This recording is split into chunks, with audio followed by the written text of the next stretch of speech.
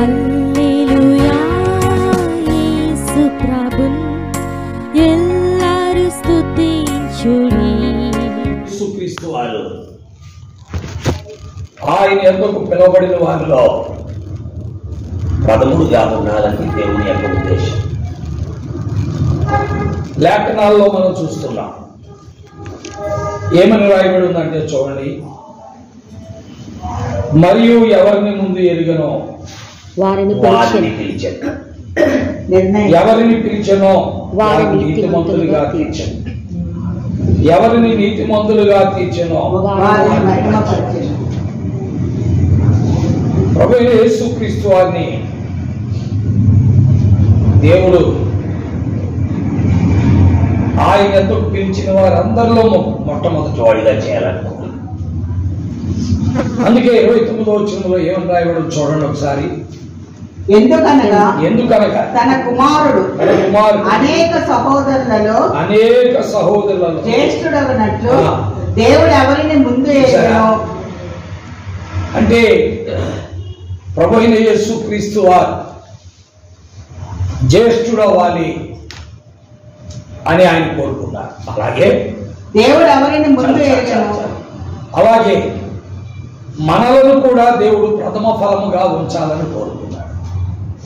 ఎలా కోరుకున్నాడండి? ప్రథమ ఫలముగా. ఈ మాట ఎక్కడ ఉంటుంది బైబిల్లో? నేనే చెప్తాను, మీరు కంగారు పడకండి. మరి యాకోబు పత్రిక 1వ అధ్యాయం 17వ వచనం చూడండి. 18వ వచనం. యాకోబు పత్రిక 1వ అధ్యాయం 18వ వచనం. దయచేసి చూడండి. యాకోబు పత్రిక. ఆయన తాను సృష్టించిన వాటిలో మనము ప్రథమ ఫలముగా ఉంటున్నట్లు. ఈనాడు ప్రపంచములో సృష్టించబడిన వస్తువులన్నిటిలో మనము ప్రథమ ఫలముగా ఉండునట్లు సత్యవాక్యము వలన మనలను తన సంకల్ప ప్రకారము కనెను. బాగా చదువుకు బాగోలేదు కదా, టాయిలెట్ కూడా అక్కడ దగ్గరుండి పాపం దెబ్బతినేసి పూర్తిగా దెబ్బతిని. అసలు ఆమెతో ఫోన్లోనే నేను ఏంటంటే హైదరాబాద్ ఇలా ఫోన్లో మాట్లాడుతుంటే స్వరం చాలా చిన్నగా వచ్చేది. ఆమె ఎలా ఉందో తెలియదు కానీ అడిగితే దెబ్బతిన్నది. ఎందుకంటే పాపం రాత్రికి నిద్ర లేక నన్ను నిద్రపించేవాళ్ళు వాళ్ళేమో నిద్ర లేకపోతే దేవుడు కూడా పిల్లరా. ప్రభువైన యేసుక్రీస్తు వారి వాక్యంలో మనం చూస్తున్న విషయం ఏంటంటే మనము ఆయనకి ఎలా ఉండాలంట? ప్రథమ ఫలముగా. ప్రథమ ఫలం అంటే ఏంటంటే ఇంట్లో మొదటోడు బాగోలేదు అనుకోండి, రెండోవాడు పూర్తిగా చెడిపోతుంది. మొదటోడు దేశం అనుకోండి, రెండోవాడు కూడా దేశం అయిపోతుంది. మొదటోడు పనికి మాలను అనుకోండి, మూడోవాడు కూడా రెండోవాడు కూడా ఇవ్వకపోతారు పనికి మాలనుకోండి. ఈ పిల్లలిద్దరిలో మొదటిది పాళ్ళు, రెండవది ఎవరంటే బాగా చెప్తుంది. వాళ్ళు బాగా చదువుకోవడం బట్టి చక్కగా దేవుని బైబిల్ ఆ పాప కూడా అదే పదాలు వచ్చేసి she became a lecturer. Paul became a lecturer at the same time. Malajyoti also became a lecturer. Pastor Yulo, she also became a lecturer. అంటే మొదటి వాడు సరిగ్గా ఉండాలి. అలాగే పిల్లరా, ప్రభువైన యేసుక్రీస్తు వారు మొదటి వాడు. ఆయన ఎలా ఉన్నారంటే పరిశుద్ధుడిగా ఉన్నాడు. ఆయన ఎలాంటి వాడని రాయకూడదు బైబిల్లో. చదవండి హెబ్రీ 7వ అధ్యాయం 26వ వచనం. హెబ్రీ రాసిన పత్రిక 7వ అధ్యాయం 26వ వచనం. పవిత్రుడు, నిర్దోషి, పాపుల్లో చేరక ప్రత్యేకంగా ఉన్నవాడు. మొదటి వాడైన యేసు ప్రభు ఎలా ఉన్నాడంటే పవిత్రుడుగా ఉన్నాడు, నిర్దోషిగా ఉన్నాడు, నిష్కల్మషుడుగా ఉన్నాడు, పాపులలో చేరక ప్రత్యేకంగా ఉన్నాడు. ఈనాడు ప్రభు దగ్గరికి వచ్చిన వారందరిలో మొట్టమొదటి వాడైన యేసు ప్రభు అలాంటి వాడే. ఆయన పరిశుద్ధుడు, ఆయన దోషం లేనివాడు, ఆయన నిర్దోషి, కల్మషము లేనివాడు, ఆయన పాపము లేనివాడు. ఆయన అలాంటి వాడండి, పాపం లేదు. అందుకే ఆయన దగ్గరకు వచ్చిన మనందరిలో మొట్టమొదటి వాడు ఎవరండి? యేసు ప్రభువే. అందుకనే ఆయన తన కుమారుల్లో జ్యేష్ఠుడైనట్లు అని వాక్యంలో 28వ వచనంలో చదివాం. ఎందుకనగా తన కుమారులు అనేక సహోదరుల్లో జ్యేష్ఠుడవ్వాలి. అంటే జ్యేష్ఠుడైనడు పనిమానుడు అవ్వకూడదు. వాడు పనికిరానుడు అయ్యాడంటే ఇల్లు మొత్తం పనికిమానుడు. అందుకనే జ్యేష్ఠుడైన వాడు ఎప్పుడు కూడా చాలా బాగుండాలి. ఈనాడు యేసుప్రభు వారు చాలా పరిశుద్ధుడు, దోషము లేనివాడు, కల్మషము లేనివాడు, పాపము లేనివాడు. ఆయన ద్వారా ఇప్పుడు మనం అందరం ఎక్కడికి వచ్చాం? దేవుడి దగ్గరికి వచ్చాం. యేసుప్రభు వారు లేకపోతే మనం ఎవరం దేవుడి దగ్గరికి వచ్చి ఉండేవాళ్ళము. నాలాంటి బోధకులు 1,00,000 మంది ఇక్కడ ఉన్నా యేసుప్రభు వారు లేకపోతే దేవుడి దగ్గరికి వచ్చేవాళ్ళు ఎవరు ఉంటారంటారా? ఈ బోధకులందరూ బోధించేది ఎవరి గురించి? యేసుప్రభు గురించే. యేసుప్రభు గురించే బోధిస్తారు. కాబట్టి దేవుని వాక్యం ఏంటున్నప్పుడు పిల్లారా, లేఖనాల ప్రకారము మొదటి వాడైన యేసుక్రీస్తు పాపుల కొరకు ఏం పెట్టాడండి? ప్రాణము పెట్టాడు. పాపుల కొరకు సిలువకి ఎక్కాడు. పాపుల కొరకు సిలువలో రక్తం చిందించాడు. పాపులంటే ఎవరు? మనమే. మనలో మంచోళ్ళు ఎవరు లేరు. నేను మంచోడిని అని చెప్పేవాళ్ళు ఇక్కడ ఉన్నవాళ్ళు ఎవరు ఉన్నారంటే వెనక్కి జరగకూడదు. అది వెనక్కి జరగకూడదు. నేను మంచోళ్ళు అని చెప్పేవాళ్ళు ఇక్కడ కూర్చున్న వాళ్ళు ఎవరైనా ఉన్నారా? ఎవరు లేరు. మనుషులందరూ చెడ్డోళ్ళే, పాపులే. ఒకవేళ దేవుడికి కానుకలు ఇచ్చిన వాళ్ళు అయినా, దేవుని చందాపేటలో నెలకు 1,00,000 రూపాయలు వేసేవాడైనా, లేకపోతే 50,000 వేసేవాడైనా, లేకపోతే 10,000 వేసేవాడైనా, లేక 10 రూపాయలు వేసేవాడైనా, అందరూ ఏమైనారు? పాపులే. ఈ పాపులైన వారందరినీ కూడా నీతిమంతులుగా చేర్చాలంటే, చెయ్యాలంటే మొట్టమొదటి వాడు ఏమై ఉండాలి? పాపము లేని వాడై పరిశుద్ధుడై ఉండాలి. మొట్టమొదటి చెడిపోయినాడు అయితే మిగతా వాళ్ళు కూడా ఏమైపోతారు? చెడిపోతారు. ప్రియాన్ని దేవుని వాక్యం ఏంటన్న ప్రియాన్ని గుర్తుపెట్టుకోవాలి. దేవుని వాక్య ప్రకారం మనం చూస్తున్న సత్యాలని. అందుకే మొట్టమొదటి వాడైన యేసుక్రీస్తు ప్రభు పాపము లేనివాడు, పాపము చెయ్యనివాడు, పాపమును ఎరగనివాడు. ఆయన ఎంతో పవిత్రుడు, ప్రత్యేకముగా ఉన్నటువంటి దేవుడు. అందువల్లే ఈరోజు ఆయన దగ్గరికి వచ్చిన మనం కూడా పవిత్రులుగా లేకపోతామా? పాపిని పవిత్రుడిగా ఎవరు చేయగలరు? పాపిని పవిత్రుడిగా చేయడం బదులు పాపిని రాళ్లతో కొట్టగలరు. అందుకే వ్యభిచారం ముందు పట్టబడిన స్త్రీని వాళ్ళు ఏం చేశారంటే రాళ్లతో కొడతా తీసుకొచ్చారు.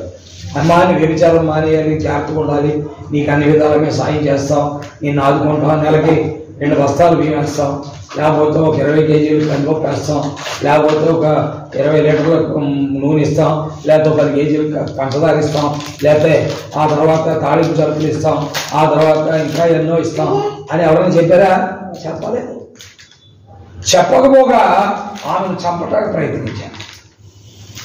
అయితే యేసుప్రభు వారు ఏమన్నారు? అమ్మా, ఇతను పాపము చేయకము.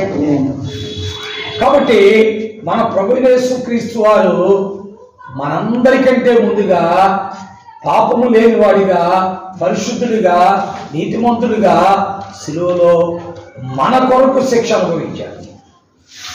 మనం ఎవరం? పాపులు, చెడిపోయిన వారం, నీచులం, అసహ్యులం, అరికాలు మొదలుకొని నడినెత్తు వరకు మీరు ఇట్లా వస్తున్నారు, ఇట్లా కూడా రాకండి.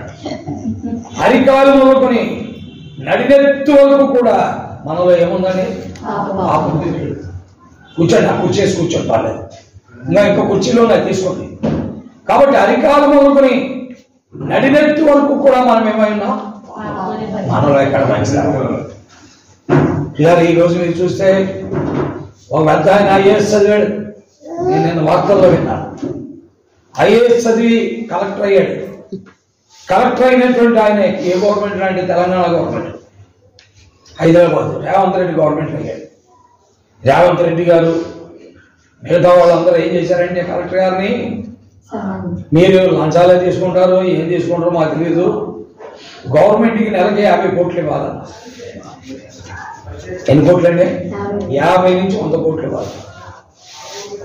ఐఏఎస్ ఆఫీసర్ మంచివాడు, ఎంత చదువుకున్నది మోసం చేయటక, ఎంత చదువుకున్నది అబద్ధాలు ఆడటాక, ఎంత చదువుకున్నది ప్రజలను దోచుకోవటా, కానీ ఇంకా 10 సంవత్సరాలు సర్వీస్ ఉండగా జాబ్ వదిలేశాడు. ఆ జాబ్ అక్కల్లా వదిలేశాడు. ఆయన 10 సంవత్సరాలు కూర్చుంటే ఈ 10 ఏళ్లలో 120 కోట్లు సంపాదించాడు. ఎందుకంటే లంచాలు తీసుకోకల్లా కూర్చుంటే చాలా వచ్చాడు. ఎందుకని ఫలానా దానికి కలెక్టర్ సంతకం పెట్టాడంటే మన అడగకుండా వాళ్ళే తెచ్చిచ్చారు. డిమాండ్ చేయకల్లా. ప్రియమైన దేవుని బిడ్డారా, ఇదంతా ఎందుకు చెప్తున్నాను అంటే, మొదటి వాడు చెడిపోయాడు అనుకోండి ముఖ్యమంత్రి, దాని కింద ఉన్నవాడు కూడా ఏం చేస్తాడు? చెడిపోయాడు. ముఖ్యమంత్రి కోట్లు కావాలని కోరుకుంటున్నాడు. అందుకని ఈ ఐఏఎస్ ఆఫీసర్ని మీరు నెలకు వచ్చేసి 50 నుండి 100 కోట్లు ఇస్తే తప్ప మేము మిమ్మల్ని ఏం చేయం, వదులుకోమన్నారు. అప్పుడు ఏం చేశానంటే, నేను నా పదవికి రాజీనామా చేస్తున్నాను, ఈ పనులు నేను చేయలేను, నా వల్ల కాదని రాజీనామా చేశాను. చేస్తానన్నారు. రాజీనామా మేము యాక్సెప్ట్ చేయం, రాజీనామా మేము అంగీకరించాం, మీరు నెలకే 50 నుంచి 100 కోట్లు మాకు ఏం చేయాలి? అతను అన్నాడు, మీరు అంగీకరించుకొని నేను వెళ్ళిపోతున్నా, నేను మాత్రం ఇక్కడ. ఇంత స్థితి ఎందుకు వచ్చింది? రాష్ట్ర ముఖ్యమంత్రి చెడిపోయాడు. రాష్ట్ర ముఖ్యమంత్రి కింద ఉన్నటువంటి మిగిలిన మంత్రులు కూడా ఏమైపోయారు? చెడిపోయారు. అందువల్ల ఈ ఐఏఎస్ అధికారికి ఈ తెప్పలు పట్టాయి. ఈ ఐఏఎస్ అధికారి ఏమన్నా అంటే, మీ కింద నేను పని చేయలేదు, నాకేం లేకపోయినా వాళ్ళు లేకపోతున్నానని చెప్పి. ప్రియమైన దేవుని బిడ్డలారా, అందుకనే జ్యేష్ఠుడు ఎప్పుడు కూడా ఏమై ఉండాలి? యోగ్యుడై ఉండాలి. జ్యేష్ఠుడు ఎప్పుడు కూడా యోగ్యుడై ఉండాలి, యథార్థవంతుడై ఉండాలి, పాపము లేని వాడై ఉండాలి, పాపమును ఎరిగిన వాడై ఉండాలి. అప్పుడు మిగతా వారు కూడా ఏమవుతారు? మంచివారు. కాబట్టి మనం ఎన్ని మంచి పనులు చేసినా మనం పాపులమే, ఎన్ని దాన ధర్మాలు చేసినా మనం పాపులమే. అయితే పాపము లేని వాడైన యేసుక్రీస్తు ప్రభువు మన పాపం కొరకు సిలువలో ఏమైపోయారు? బలైపోయారు. అందుకే ఆయన గురించి ఏమి రాయబడింది? ఆయన గురించి దేవుని వాక్యంలో రాయబడింది, ఆయన స్వరూపాన్ని కోల్పోయాడు, సొగసును కోల్పోయాడు, మొత్తపడ్డాడు, బాధను ఉందాడు, శ్రమను ఉందాడు, విసర్జించబడ్డాడు, తృణీకరించబడ్డాడు. ఏం చేయబడ్డాడు? తృణీకరించబడ్డాడు. ఇలాగ తృణీకరించబడి ఏం చేశాడంటే, మన అతిక్రమ క్రియల కొరకు ఏమయ్యాడు? మన దోషముల కొరకు ఏమయ్యాడు? నలుగు కొట్టబడ్డాడు. మనకు రావాల్సిన శిక్ష ఎవరి మీద పడింది? యేసు ప్రభువు మీద పడింది. ఆయన సిలువలో అలాగే శిక్ష అనుభవించబట్టే మన పాపాలకు ఏం కలిగింది? పరిహారం. మన పాపాలకు ఏం కలిగింది? పరిహారం. కాబట్టి లేఖనాల్లో మనం చూస్తున్నాం, ఆయన తన కుమారులలో జ్యేష్ఠుడైనట్లు దేవుడు యేసు ప్రభువాన్ని దేనికి అప్పగించాడండి? సిలువగా. ఈ రోజున కష్టాలు వచ్చిన మన జీవితాల్లో కూడా, నష్టాలు వచ్చిన మన జీవితాల్లో కూడా, బాధలు వచ్చిన మన జీవితాల్లో కూడా మనల్ని మనం ఎవరికి అప్పగించుకోవాలి? ప్రభువుకి అప్పగించుకోవాలి. లేఖనాల్లో మనం చూస్తున్న సత్యం అదే. దేవుని వాక్యంలో మనం చూస్తున్నాం, ఎవరిని ముందు ఎరిగనో వారిని నిర్ణయించాను. ఈ రోజున కెనడీ గారు ప్రభువుని ఎరిగాడు అంటే, కెనడీ గారు ప్రభువుని ఎరగల, కెనడీ గారిని ఎవరు ఎరిగారు? ఈ రోజున ఉమాదేవి ప్రభువుని ఎరగల, సరితా ప్రభువుని ఎరగల, ముందుగా ఎవరు ఎరిగారు? అందుకే అన్నాడు, ఆయన ఎవరిని ముందుగా ఎరిగెనో. మరియమ్మ నిర్ణయించాడంటే, లేయాని నిర్ణయించాడంటే, సరితాన్ని నిర్ణయించాడంటే, హన్నాన్ని నిర్ణయించాడంటే, విజయ్ కుమార్ నిర్ణయించాడు. ఎందుకని? ఆయనే మనల్ని ఎరిగాడు, కానీ మనం ఆయన ఎరగలేదు. ఆయన ఎందుకు ఎరిగాడు మనల్ని? మనం నాశనం అయిపోకూడదు, మనం నష్టపోకూడదని, మనం పాపంలో ఈ లోకాన్ని విడిచిపెట్టకూడదని, మన పాపానికి వచ్చే శిక్షలో ఈ లోకాన్ని విడిచిపెట్టు ద్వారా ఆ ఉగ్రతకు మనం ఏం కాకూడదు, పాత్రులు కాకూడదని. మొదట ఆయన మనల్ని ఎరిగాడు, మనం ఆయన ఎరగల. ఆయనే మనల్ని ఏం చేశాడు, అందుకనే ఎవరిని ముందు ఎరిగెనో వారు తన కుమారునితో సారూప్యము గలవారొకటకు వారిని ముందుగా నిర్ణయించాడు. ఎరిగిన మనల్ని ఏం చేశాడంటే నిర్ణయించాడు. రెబెక్కా నాకు కావాలి, మరియమ్మ నాకు కావాలి, కోడలు నాకు కావాలి, బాలజ్యోతి నాకు కావాలి అని ఆయన ఏం చేశాడు, నిర్ణయించేశాడు. మనల్ని ఎరిగి నిర్ణయించాడు. అందుకే ఆయన నిర్ణయించబట్టే మనం ఆయన ఎరిగాం. జరుగుతాం. ఆయన మనం నిర్ణయించబట్టే మనం ఆయన ఎరిగాం, కానీ లేకపోతే ఆయన దగ్గరికి మనం అసలు ఇంకా ఏదో దాన బలులోనో మర బలంలో ఉంటాం. ఎందుకంటే ఇప్పుడే మేము వచ్చినప్పుడు అక్కడ వంగగుడి సెంటర్లో ఒక పెద్ద గుడికి శంకుస్థాపన చేశారు. పెద్ద గుడికి ఏం చేశారు, శంకుస్థాపన. దాదాపు ఎకరం ఉన్నది, 75 సెంట్లు ఉండదు, పోయిన కడప 10 సెంట్లు తగ్గిన శంకుస్థాపన చేశారు. అప్పుడు అనిపించింది, ఏడు గుడ్డోళ్ళు రా బాబు, ఈ గుడ్డోళ్ళు వచ్చి దీనికి ఏం పెట్టారు, దెయ్యానికి గుడి కడుతున్నారు, దేవుడికి కాదు. కాబట్టి పిల్లరా, ఈ రోజున మనం దేవుడిని ఎరిగాము అంటే ఆయన మనల్ని ఎరగబట్టే మనం ఆయన ఏం చేసాం, ఆయన ముందుగా మనల్ని ఎరిగాడు. ఆయన ముందుగా మనల్ని ఎరిగాడు. అందుకే మనల్ని ఏం చేశాడు, నిర్ణయించాడు. ఇతను నాకు కావాలని నిర్ణయించాడు, లేకపోతే నిర్ణయించాడు. కాబట్టి దేవుని వాక్య ప్రకారం ప్రభు మనల్ని ఎంతగానో ప్రేమించాడు. ఆయన మనల్ని ఎంతగానో ప్రేమించాడు. కాబట్టి ఆయన మనల్ని ఏం చేశారండి, నిర్ణయించాడు. చదవండి, ఎవరిని నిర్ణయించినో వారిని పిలిచాను.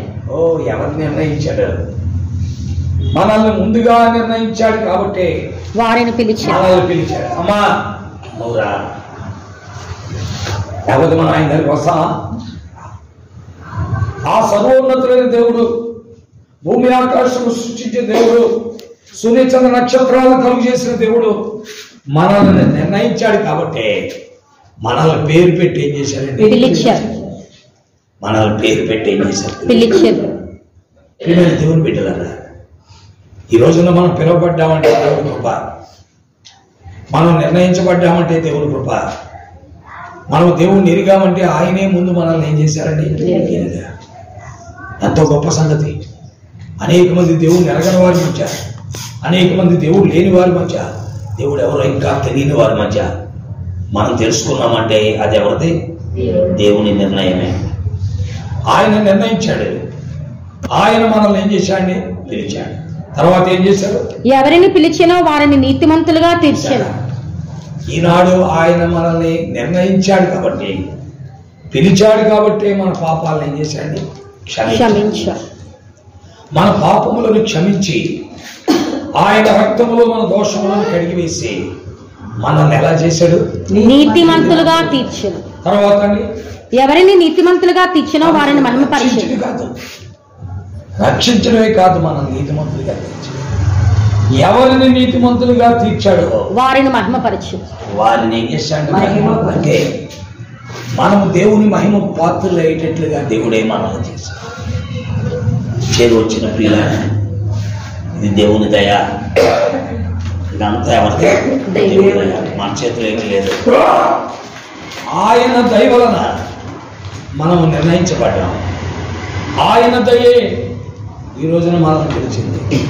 మనం ఏమైనా పోటీగాడమో పిలవటానికి, మనం ఏమైనా పోటీగాడమో పిలవటానికి, పాపులు, నీచులో, అసహ్యులో దేవుని దగ్గరికి రావడానికి ఏమాత్రం అర్హత.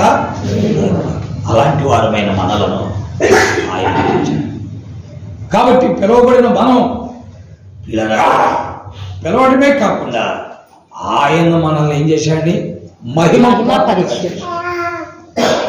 ఏం చేశాడు, మహిమ పాత్రలుగా చేశాడు. మహిమ అంటే ఏంటి తెలుస్తుంది మనకి.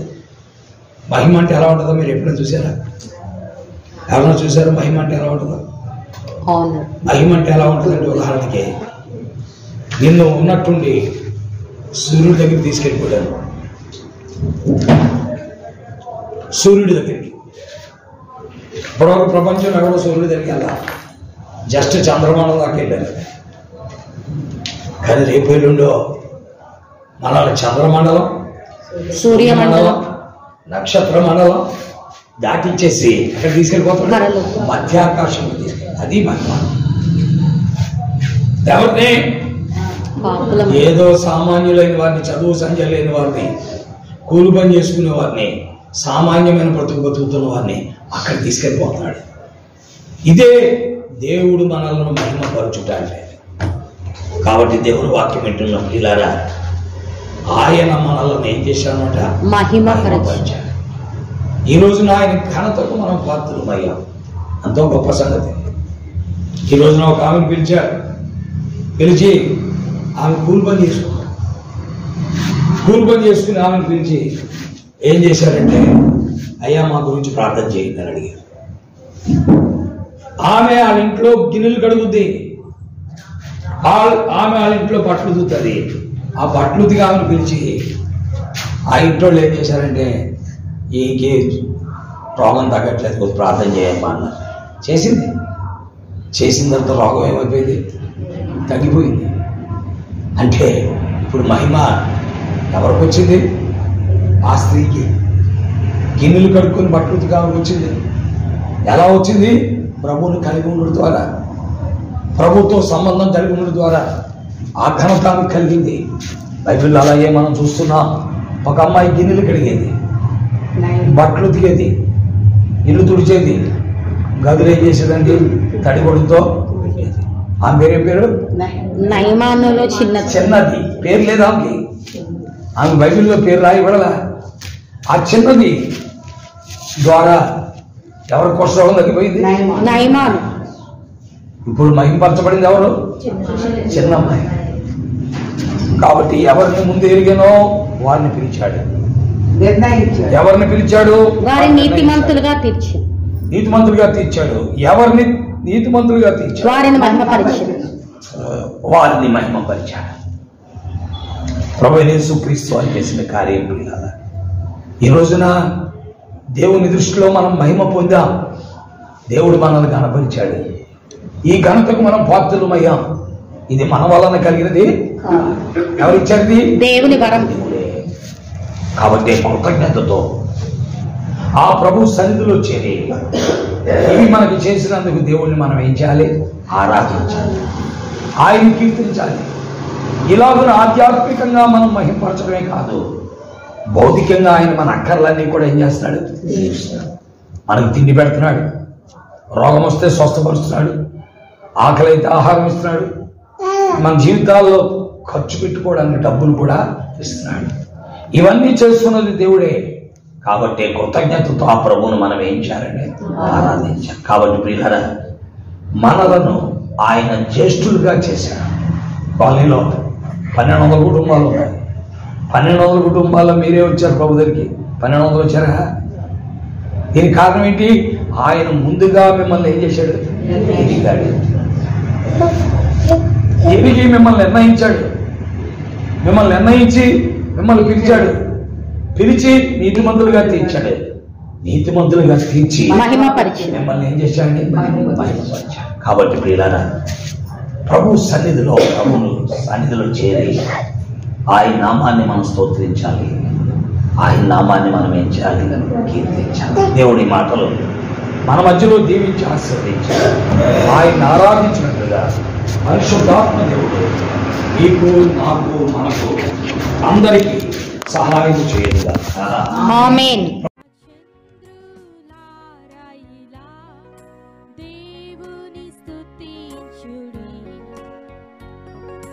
హృదయమును వెలిగించిన యేసుని స్తుతించుడి.